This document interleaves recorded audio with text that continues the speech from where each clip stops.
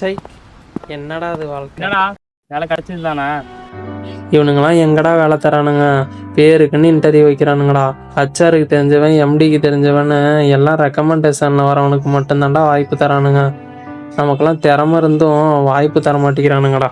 ஏய் விட்றா, வேற கம்பெனி பார்த்துக்கலாம்.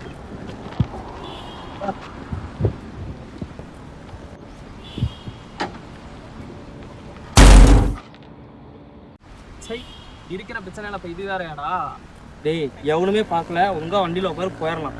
என்னடா யோசிச்சுட்டு இருக்க? வண்டியில ஏறா போலாம். டேய் அதுல இருந்து ஏதோ ஒரு பேப்பர் இருக்கா? ரெஸ்யூம் மட்டும் தான்டா இருக்கு. பரவாயில்ல குடுறா.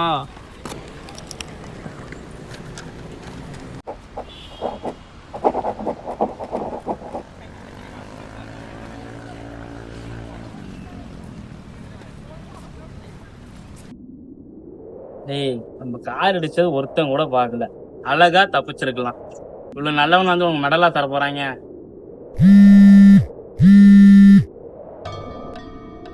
கார் ஓனரா இருப்பாங்களோ? வீடு கீழே போடு. ஹலோ, தம்பி கவினாப்பா. ஆமா சார். தம்பி விப்ரோ கம்பெனி மேனேஜர் தான் பேசுகிறேன். என் கம்பெனியில் ஒரு வேக்கன்சி இருக்குது, வந்து ஜாயின் பண்ணிக்கோ. சார் என்னோட ரெஸ்யூம் உங்கள்கிட்ட. தம்பி காத்தால ஒரு காரை இடிச்சில, அந்த காரனோட நான் தான்.